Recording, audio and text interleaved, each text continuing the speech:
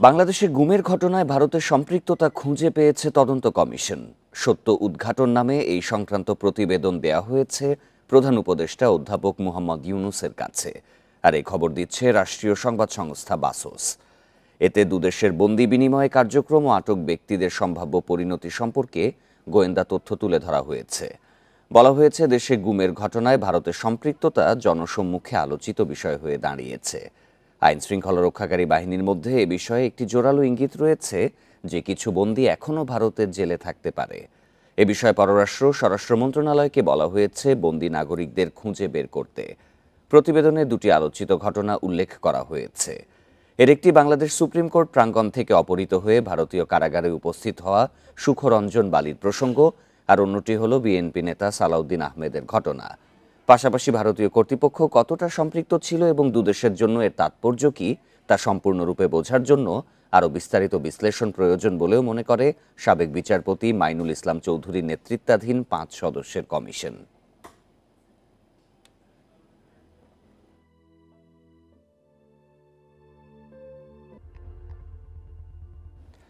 শেখ হাসিনার নির্দেশেই গুম হন হুম্মাম কাদের চৌধুরী, এমন দাবি করে তিনি বলছেন তার বাবা সালাউদ্দিন কাদের চৌধুরীর ফাঁসি ছিল জুডিশিয়াল কিলিং।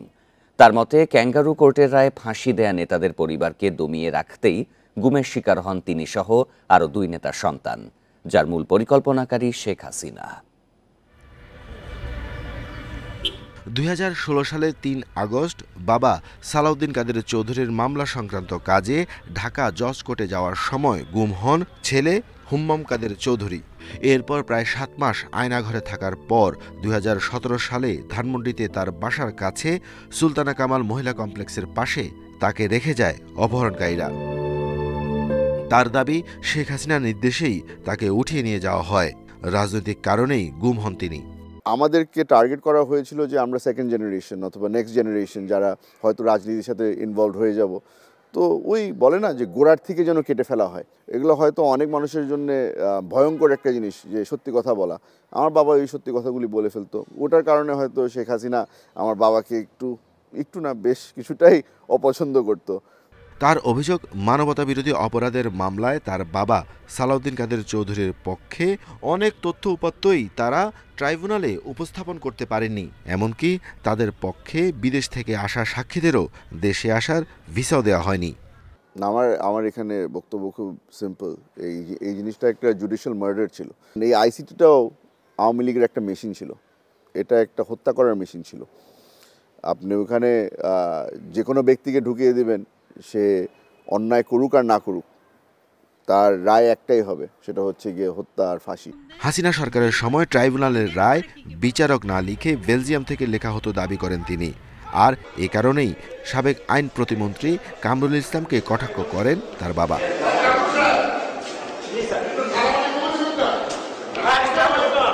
উনি যাদেরকে সম্মান দেওয়ার মনে করত তাদেরকে সম্মান দিত, আর যাদেরকে মনে করতো সম্মান দেওয়ার কোনো প্রয়োজন নেই তাদেরকে কোনো সময় সম্মান দিত না। যারা ওখানে এই আইসিটিকে ব্যবহার করেছিল তারাই এখন সেখানে আসামি হয়ে দাঁড়িয়েছে। জুলাই অভ্যুত্থানের পর পরিবর্তিত বাংলাদেশে প্রকৃত গণতন্ত্রের চর্চায় অবদান রাখতে চান বিএনপির জাতীয় নির্বাহী কমিটির এই নেতা। হ্যাঁ, এই সেলটার মধ্যেই আমাকে রেখেছিল। Arafatur Rahman, independent news, Dhaka. বাংলাদেশে জঙ্গিবাদ আর মাথাচাড়া দেবে না বলে জানিয়েছেন প্রধান উপদেষ্টা অধ্যাপক মুহাম্মদ ইউনূস। শুক্রবার ব্রিটিশ সাময়িকী দ্য ইকোনমিস্টকে দেয়া এক সাক্ষাৎকারে এ কথা জানান তিনি। এ সময় বাংলাদেশের তরুণেরা ধর্ম নিয়ে নিরপেক্ষ বলে মন্তব্য করেন অধ্যাপক ইউনূস। বলেন, এই তরুণেরা পুরো বিশ্বকে পরিবর্তন করতে পারে। শেখ হাসিনা সরকারের পতনের পর দ্য ইকোনমিস্টের 2024 সালের বর্ষসেরা দেশ হিসেবে স্বীকৃতি পেয়েছে বাংলাদেশ। এ নিয়ে প্রতিক্রিয়া জানার জন্যই প্রধান উপদেষ্টার সাক্ষাৎকারটি নেওয়া হয়। এ সময় এক প্রশ্নের জবাবে ডক্টর ইউনূস বলেন, নির্বাচনের পর আবারও নিজের স্বাভাবিক কাজে ফিরে যাবেন তিনি।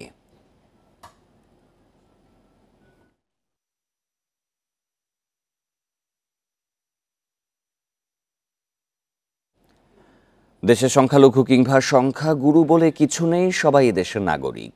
এই মন্তব্য করেছেন বাংলাদেশ জামায়াতে ইসলামীর আমির ডাক্তার শফিকুর রহমান। শনিবার সকালে মৌলভীবাজার সরকারি উচ্চ বিদ্যালয় মাঠে দলের কর্মী সম্মেলনে এই মন্তব্য করেন তিনি। শফিকুর রহমান বলেন, ভারতের সংখ্যালঘুরা বিভিন্নভাবে নির্যাতিত হচ্ছে, তাই তাদের মুখে সাম্প্রদায়িক সম্প্রীতির কথা মানায় না। ভারতকে উদ্দেশ্য করে তিনি বলেন, যুগ যুগ ধরে দেশে সাম্প্রদায়িক সম্প্রীতির মধ্য দিয়ে সবাই বাস করছে। একই দিন সন্ধ্যায় সিলেটে এক মত বিনিময় সভায় জামায়াতের আমির বলেন, 5 আগস্টের পর দেশে সংখ্যালঘুদের ওপর যে হামলা হয়েছে তার পেছনে ধর্মীয় কোনো কারণ নেই।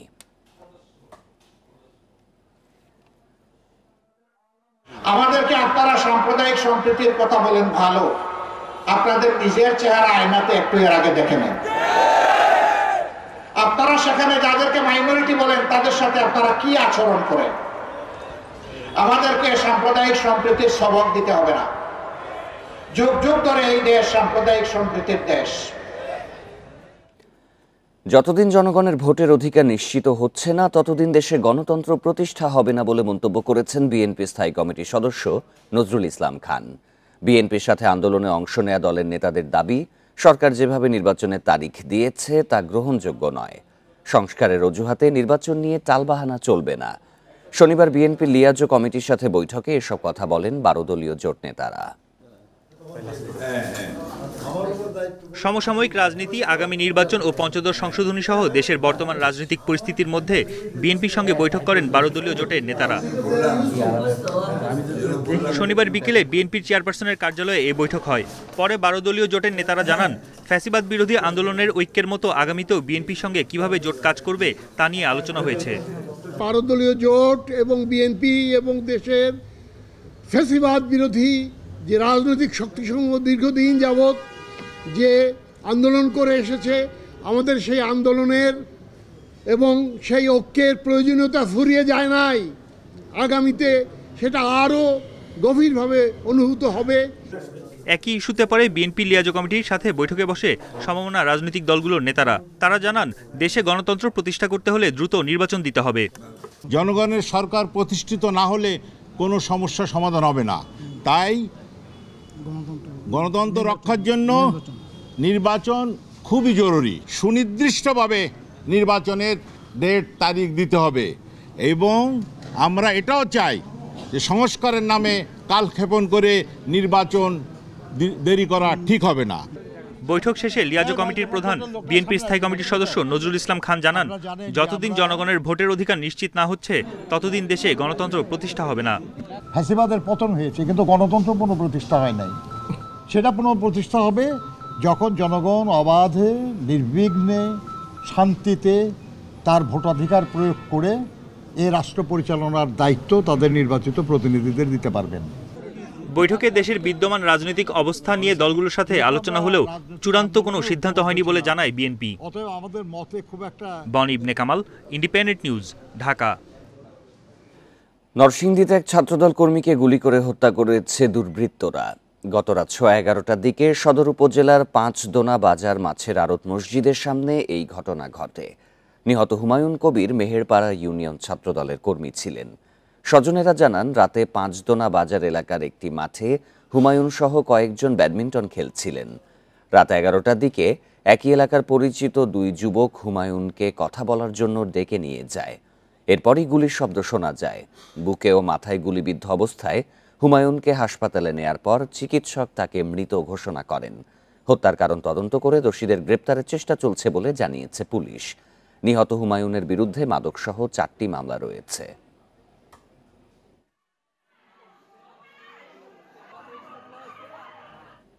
সরকারের অনুমোদন ছাড়াই হংকংয়ে কোম্পানি খুলেছেন আওয়ামী লীগ সরকারের সাবেক সংসদ সদস্য বিকন গ্রুপের ব্যবস্থাপনা পরিচালক এবাদুল করিম। এর মাধ্যমে 200 কোটি টাকার বেশি হংকংয়ে নিয়ে যাবার অভিযোগ উঠেছে তার বিরুদ্ধে। বাংলাদেশ ব্যাংক বলছে, অনুমোদন ছাড়া কোনো কোম্পানি বিদেশে টাকা নিলেও সেটি পাচার বলেই গণ্য হবে। ব্রাহ্মণবাড়িয়া 5 আসনের সাবেক সংসদ সদস্য ও স্বৈরাচার শেখ হাসিনা সরকারের সুবিধাভোগী এবাদুল করিম। তিনি বিকন ফার্মাসিউটিক্যালস লিমিটেডের ব্যবস্থাপনা পরিচালক। রপ্তানির নামে অর্থ পাচারের অভিযোগ রয়েছে তার বিরুদ্ধে। সরকারের অনুমতি ছাড়াই 2016 সালের 23 আগস্ট হংকংয়ে বিকন এশিয়া প্যাসিফিক নামে একটি কোম্পানি খুলেন তিনি। সে দেশের তালিকাভুক্তি সনদে কোম্পানির প্রতিষ্ঠাতা হিসেবেও নাম আছে মোহাম্মদ এবাদুল করিমের।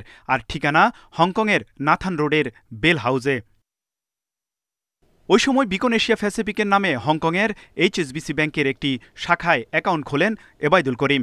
ব্যাংক লেনদেনের তালিকা পর্যালোচনায় দেখা যায় ২০১৭ সালের জানুয়ারি থেকে নভেম্বরের এই ১১ মাসে ২৮৮ কোটিরও বেশি টাকা এইচএসবিসি ব্যাংকের ওই শাখায় গেছে বাংলাদেশ থেকে। মূলত হংকংয়ের প্রতিষ্ঠানটিতে বিনিয়োগের জন্য এই টাকা পাঠানো হয়। এছাড়া আরব আমিরাতের দুবাইয়ে বিকন গ্লোবাল অপারেশনস নামে আরেকটি প্রতিষ্ঠান চালু করা হয়, যার লেনদেন চলে দুবাইয়ের মার্শেক ব্যাংকে। এসব বিষয়ে বক্তব্য জানতে মতিঝিল বিকন হাউসে গেলে প্রায় ১ ঘন্টা অপেক্ষা করার পরও দেখা করেননি কোম্পানির এমডি এবায়দুল করিম, চেয়ারম্যান নুরুন নাহার করিম এবং সিএফও জালাল উদ্দিন। ফোনও ধরেননি এবায়দুল করিম। পরে ফোনে কথা হয় চেয়ারম্যান নুরুন নাহারের সঙ্গে। তিনি হংকংয়ের কোম্পানি স্থাপন ও টাকা পাঠানোর বিষয়ে কোনো মন্তব্য না করলেও দুবাইয়ে টাকা পাঠানোর বিষয়টি স্বীকার করেন।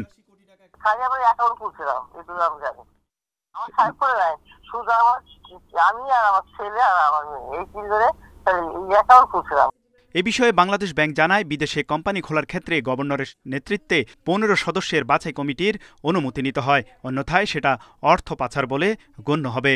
নীতিমালার আওতায় অনুমোদনহীনভাবে কেউ যদি টাকা বিদেশে নিয়ে ব্যবসা বিনিয়োগ করে তাহলে তো অবশ্যই সেটা হচ্ছে মানি লন্ডারিং পর্যায়ে। বিদেশে বেআইনিভাবে কোম্পানি খোলা, টাকা পাচার ও নানা অনিয়মের মাধ্যমে শেয়ার হোল্ডারদের বঞ্চিত করায় ব্যবস্থাপনা পরিচালক এবায়দুল করিমের বিরুদ্ধে প্রধান উপদেষ্টার কাছে লিখিত অভিযোগ জমা হয়েছে। তৌহিদ রানা, ইন্ডিপেন্ডেন্ট নিউজ, ঢাকা। পূর্বাঞ্চলে বুয়েট শিক্ষার্থী মুহতাসিম মাসুদ নিহতের ঘটনায় মামলা নিতে অসহযোগিতা করেছিল পুলিশ, এই অভিযোগ সহপাঠীদের। ঘটনার প্রতিবাদে বুয়েট ক্যাম্পাসে অবস্থান কর্মসূচিতে একথা জানান তারা। আরও বলেছেন, চালক মুবিনের পরিবার মামলা দায়েরের সময় প্রভাব খাটানোর চেষ্টা করে। এই ঘটনাকে হত্যাকাণ্ড উল্লেখ করে সর্বোচ্চ শাস্তি নিশ্চিত সহ ৫ দফা দাবি শিক্ষার্থীদের। পূর্বাঞ্চলের সড়কে বুয়েট শিক্ষার্থী মুহতাসিমের মৃত্যুর প্রতিবাদে সহপাঠীদের এই অবস্থান কর্মসূচি। শনিবার দুপুর ১২টায় বুয়েটের শহীদ মিনার প্রাঙ্গণে জড়ো হয় কম্পিউটার বিজ্ঞান ও প্রকৌশল বিভাগের শিক্ষার্থীরা। সুষ্ঠু বিচার চেয়ে শিক্ষার্থীরা বলেন, অভিযুক্ত চালক মুবিনের মাদক নেয়ার প্রমাণ মিললেও ন্যায় বিচার নিয়ে শঙ্কায় তারা। চালকের পরিবারের লোকজন বিভিন্নভাবে মামলার ঘটনা প্রক্রিয়া প্রভাবিত করার চেষ্টা করে। এর প্রেক্ষিতে অভিযুক্তের মা নানাভাবে শিক্ষার্থীদের মামলা থেকে দূরে থাকতে ক্ষতিপূরণ প্রদানের কথা জানান। শুরু থেকেই মামলা নেওয়ার ক্ষেত্রে টালবাহানা এবং হত্যাকারীর পরিবারে বিভ্রান্তিকর এবং মিথ্যা তথ্য নিউজ মিডিয়ায় প্রদান থেকে শুরু করে বিভিন্নভাবে বিচার প্রক্রিয়াকে ভিন্ন দিকে নিয়ে যাওয়ার প্রচেষ্টা আমাদেরকে শঙ্কিত করেছে।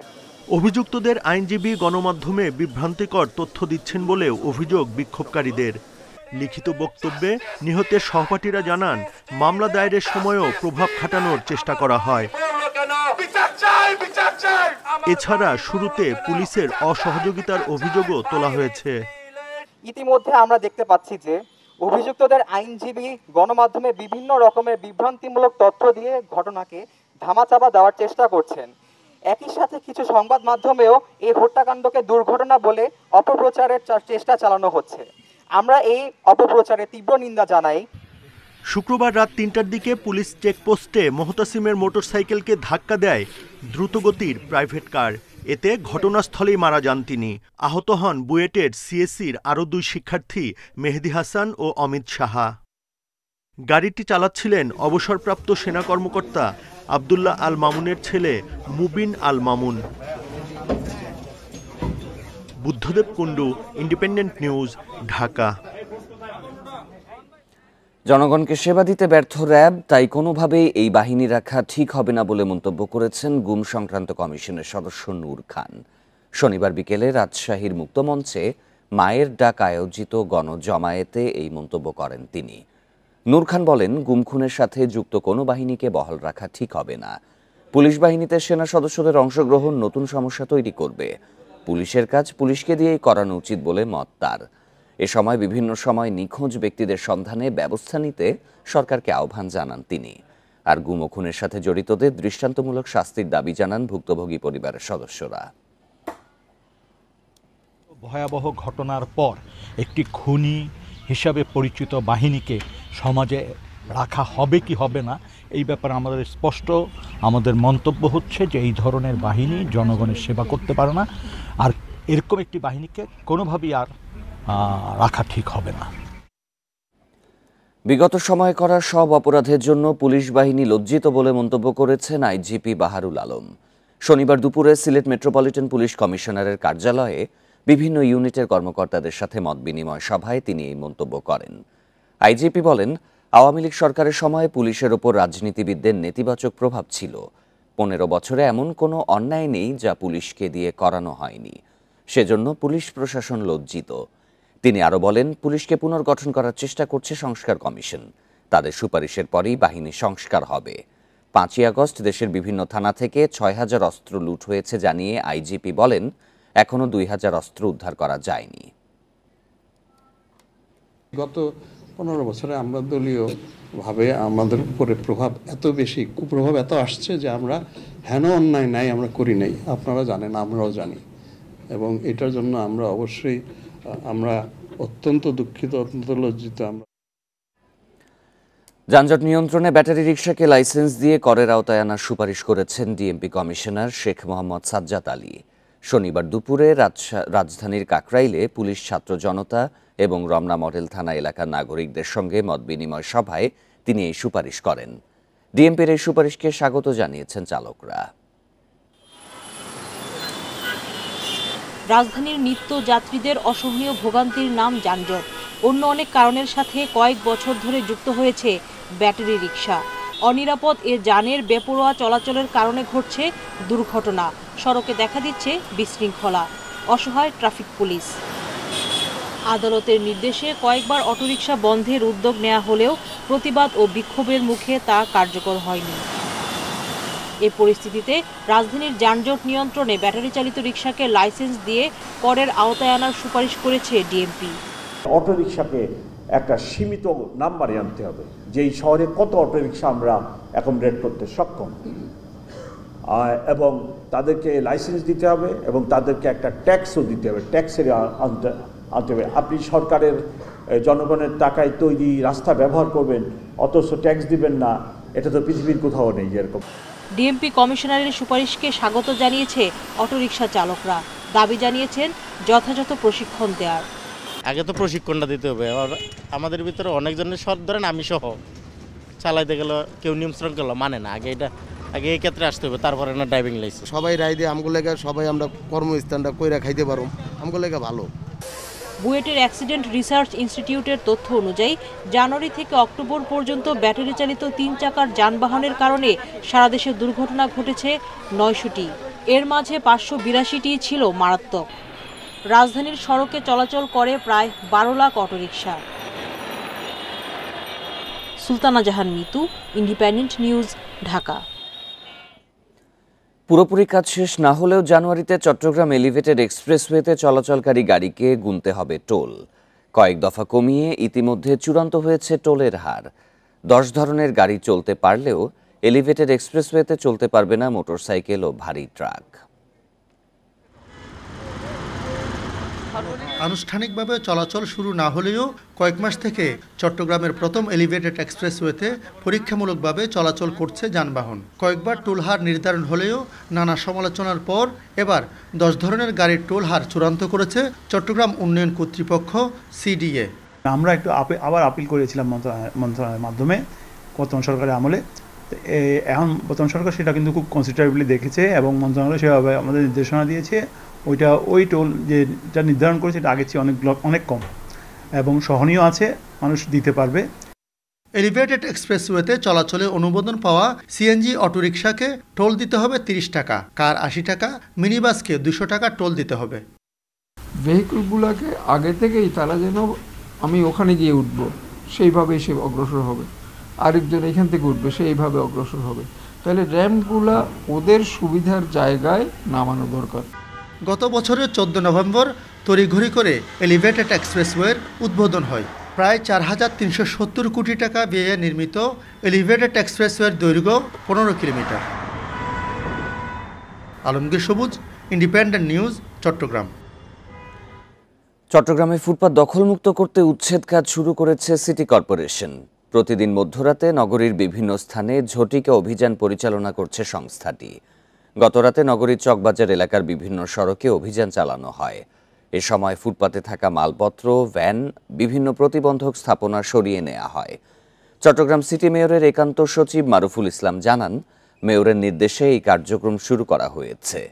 প্রতি রাতেই নগরীতে এই অভিযান চলবে। অভিযানের পরে যাতে কেউ নতুন করে দোকান বসাতে না পারে সেজন্য একই স্থানে একাধিকবার উচ্ছেদ কার্যক্রম চলবে বলেও জানান তিনি। উচ্ছেদ অভিযানে ছাত্রনেতারা উপস্থিত ছিলেন।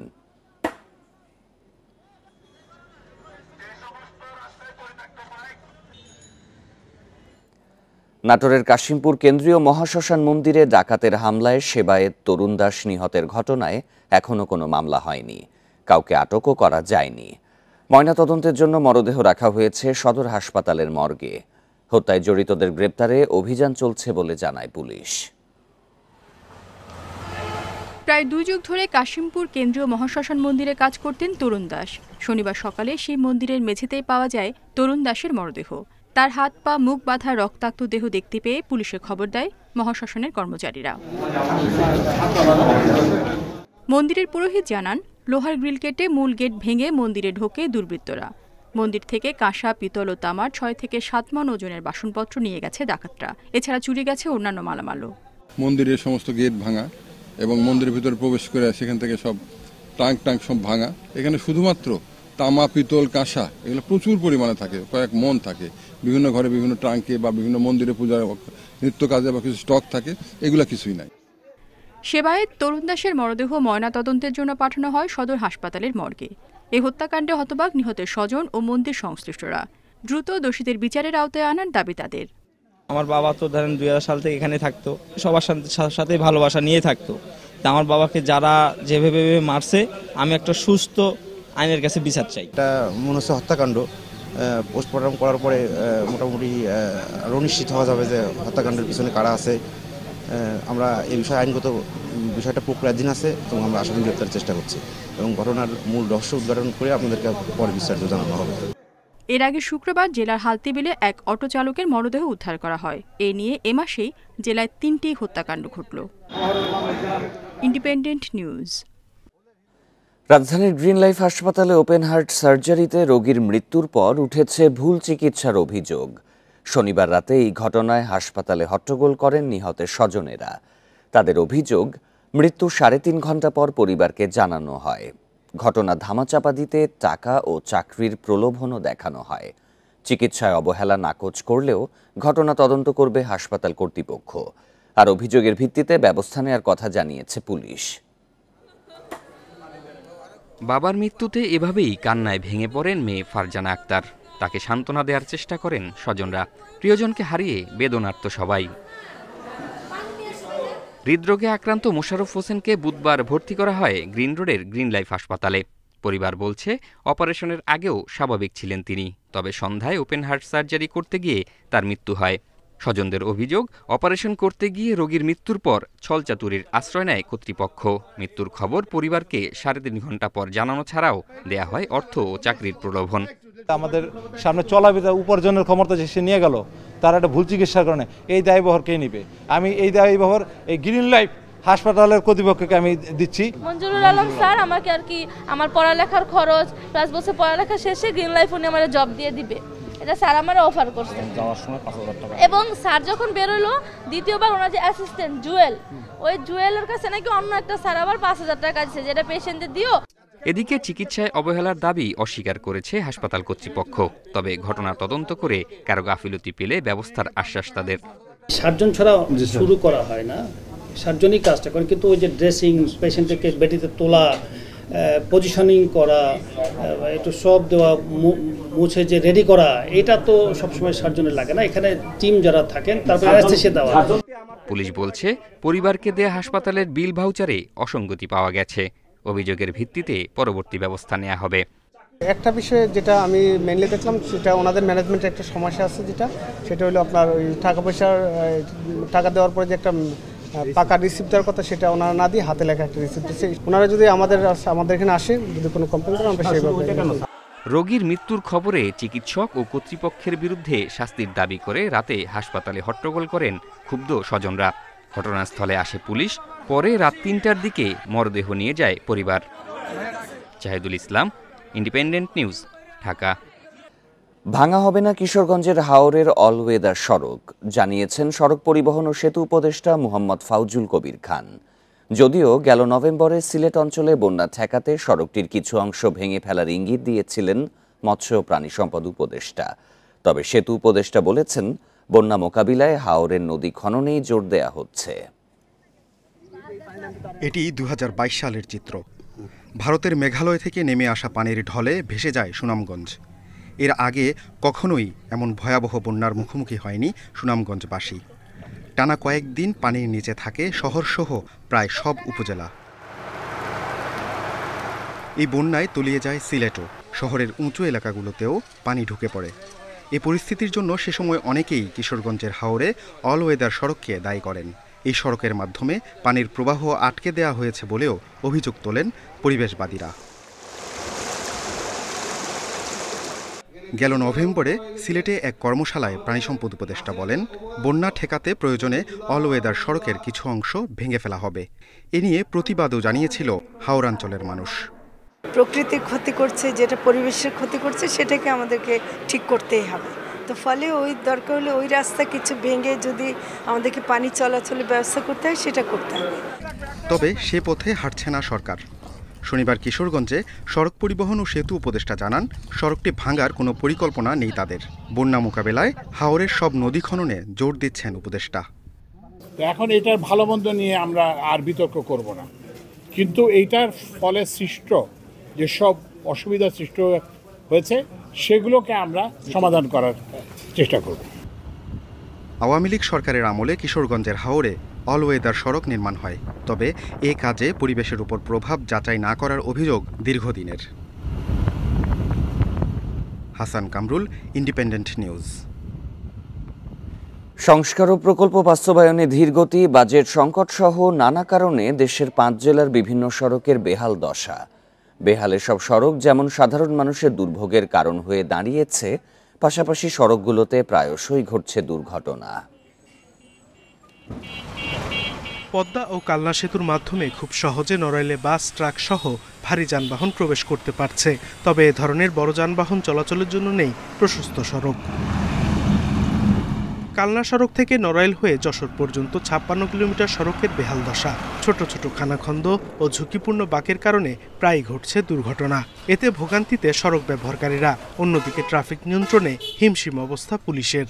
রাস্তাটা যদি একটু বড় হয় আমাদের জন্য ভালো, দুর্ঘটনা কমবে। রাস্তা যদি এক্সটেনশন না করা হয়, এগুলো বড় চ্যালেঞ্জ, এই নড়াইল জেলার জন্য বড় চ্যালেঞ্জ। এবং আপনারা দেখছেন প্রায় কিন্তু সড়ক দুর্ঘটনা হচ্ছে। যখন এই গাড়িগুলো এই সরু রাস্তায় ওভারটেকিং করতে যাচ্ছে, তখনই কিন্তু সড়ক দুর্ঘটনা হচ্ছে। জামালপুরের দেওয়ানগঞ্জের তারাটিয়া থেকে সানন্দবাড়ি বাজার পর্যন্ত 11 কিলোমিটার এই সড়কটিতে প্রতিদিন 2 জেলার অন্তত 4 লাখ মানুষ চলাচল করে। দীর্ঘ সময় ধরে সংস্কার না করায় এই সড়কটি এখন অনেকটা কাঁচা রাস্তায় পরিণত হয়েছে। ধীরে কাজ করে, কাজ চালু করে না। দেখা যায় যে আধা ঘন্টার রাস্তা দেখা যায় 1 ঘন্টা আগে পৌঁছাইতে। ঝিনাইদহ স্থানীয় সরকার প্রকৌশল অধিদপ্তরের আওতায় গ্রামীণ সড়কের সংখ্যা 2357টি, যার মধ্যে 2097 কিলোমিটার কাঁচা রাস্তা এবং পাকা রাস্তা রয়েছে 2447 কিলোমিটার। দীর্ঘদিন সংস্কার না হওয়ায় এসব পাকা সড়ক চলাচলের অনুপযোগী হয়ে পড়েছে। সড়কগুলো সংস্কারের প্রয়োজন প্রায় 600 কোটি টাকা। এখন এই রাস্তার যে পরিস্থিতি, তাতে চলার মতন যোগ্য নাই, গাড়ি ঘোড়া চলছে না, ভেঙে যাওয়া যায় না, মাথা ভেঙে যায়, সে গাড়ি ঘোড়া ভেঙে যাচ্ছে। আমরা যদি প্রতি বছর 500 থেকে 600 কিলোমিটার রাস্তা মেরামত করতে পারি, তাহলে জেলার সমস্ত পাকা রাস্তা ভালো থাকবে। আমাদের বরাদ্দ মিনিমাম যদি 3 থেকে 4 গুণ বাড়ানো যায়, তাহলে সেই রাস্তাগুলো মেরামত করা সম্ভব হবে। এছাড়া বন্যাসহ প্রাকৃতিক দুর্যোগে নোয়াখালীর 8 উপজেলায় প্রায় 2000 কিলোমিটার এবং চাঁদপুরের 8 উপজেলায় 126টি সড়ক খানাখন্দে চলাচলের অনুপযোগী হয়ে পড়েছে। সড়কগুলো দ্রুত সংস্কারের দাবি স্থানীয়দের। Sadekur Rahman Siddiqui, independent news. কুষ্টিয়ায় দোকানে দোকানে ঘুরেও মিলছে না দেশীয় সার, কোথাও পাওয়া গেলেও বিক্রি হচ্ছে বেশি দামে। ভুক্তভোগীদের অভিযোগ, বিক্রেতারা সংকটের অজুহাতে বেশি দাম হাঁকছেন। বিক্রেতাদের দাবি, গত কয়েক মাস ধরেই চাহিদা মতো মিলছে না সার। এমন পরিস্থিতিতে বিকল্প সার ব্যবহারের পরামর্শ কৃষি কর্মকর্তাদের। গত কয়েকদিন ধরে কুষ্টিয়ায় ফসফেট, ড্যাপ সহ বিভিন্ন ধরনের বাংলা সারের সংকট দেখা দিয়েছে। এতে ফসলের উৎপাদন নিয়ে দুশ্চিন্তায় পড়েছে কৃষক। ভুক্তভোগীদের অভিযোগ, দোকানে দোকানে ঘুরেও প্রয়োজনীয় সার মিলছে না। কোথাও মিললেও সংকটের অজুহাতেই বিক্রি হচ্ছে বস্তায় 200 থেকে 300 টাকা বেশি দামে।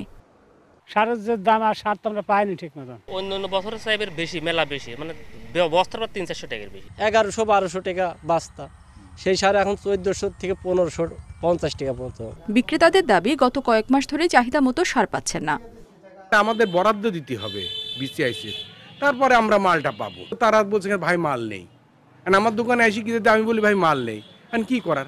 পরিস্থিতি সামাল দিতে বিকল্প সার ব্যবহারের পরামর্শ দিচ্ছে কৃষি কর্মকর্তারা। মাস যাবত এই সারটার বরাদ্দ নাই এবং কৃষকের কাছে এই বাংলা ডিএপি বা বাংলা টিএসপি সারটা অতি প্রিয় একটি সার। তারা ওইটা ফ্যাসিনেশন বাদ দিয়ে যে কোনো যে আমাদের টিএসপি সারগুলো রয়েছে আমদানি করা, সেই সারগুলো তারা ব্যবহার করতে পারে। জেলায় এই মৌসুমে 1,25,000 হেক্টর জমিতে চাষাবাদ হচ্ছে। Independent news. সাতক্ষীরার প্রাণসায়ের খালের প্রাণ ফেরানোর উদ্যোগ নিয়েছে প্রশাসন। এরই মধ্যে উচ্ছেদ হয়েছে অবৈধ স্থাপনা, পরিষ্কার করা হয়েছে ময়লা আবর্জনা, খালের দুপাশে লাগানো হয়েছে গাছ। মরিচচাপ ও বেতনা নদীর সাথে সংযোগ স্থাপনের কাজ চলছে। আগামী এপ্রিলে জোয়ারভাটায় দৃষ্টিনন্দন হবে প্রাণসায়ের খাল, আশা সংশ্লিষ্টদের। পৌরসভার পানি নিষ্কাশন ও ব্যবসা বাণিজ্য প্রসারের লক্ষ্যে 1869 সালে প্রাণসায়ের খাল খনন করেন জমিদার প্রাণনাথ চৌধুরী। সেই সময় এই খাল দিয়ে লঞ্চসহ বড় নৌকায় বিভিন্ন পণ্য আনা নেওয়া হতো। তবে দখলদারদের দৌরাত্ম্যে মৃতপ্রায় হয়ে পড়ে খালটি। খালের দুপাশ দখল করে নির্মাণ হয় বিভিন্ন স্থাপনা। সম্প্রতি খালের প্রাণ ফিরিয়ে আনার উদ্যোগ নেয় জেলা প্রশাসন। পৌরবাসীর আশা, প্রশাসনের উদ্যোগে দৃষ্টিনন্দন হবে খাল। প্রাণসায়ের খালের প্রাণ কিন্তু প্রায় নিভে গিয়েছিল।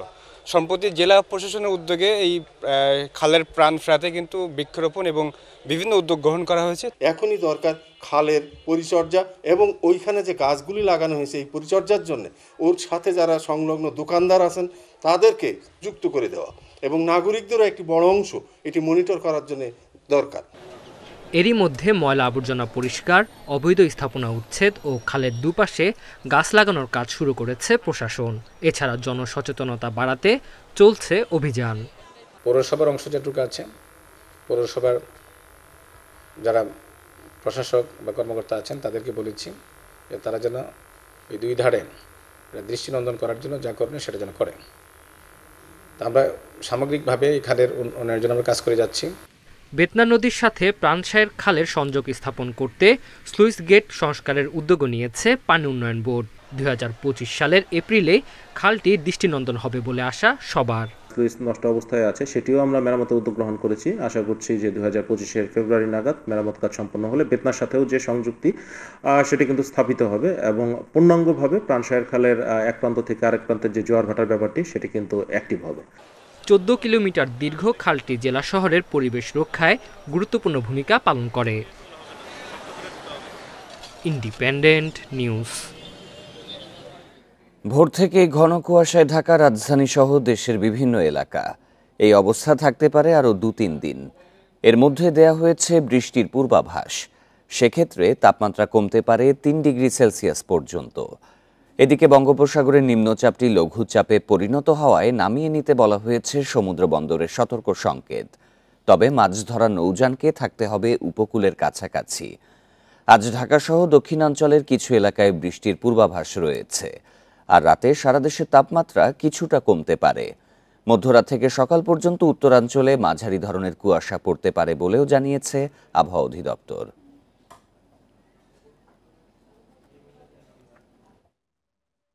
ব্রাজিলে বাস ট্রাক সংঘর্ষে বাসের চালকসহ নিহত 38, চিকিৎসাধীন 7 জনের অবস্থাও আশঙ্কাজনক। স্থানীয় সময় শনিবার ভোরে মিনাস জেরাইস রাজ্যে এই দুর্ঘটনা ঘটে। দমকল বিভাগ জানিয়েছে 45 যাত্রী নিয়ে সাও পাওলো থেকে আসছিল বাসটি। তবে হঠাৎ টায়ার ফেটে নিয়ন্ত্রণ হারিয়ে সংঘর্ষ হয় ওই ট্রাকটির সঙ্গে। এর পরপরই বাসটিতে আগুন লেগে যায়। ফায়ার সার্ভিস কর্মকর্তারা জানান ট্রাকটিতে একটি গ্রানাইট ব্লক নেওয়া হচ্ছিল। দুর্ঘটনার পর পালিয়ে যান এর চালক। এদিকে এই হতাহতের ঘটনায় শোক জানিয়েছেন Brazilian president Lula da Silva.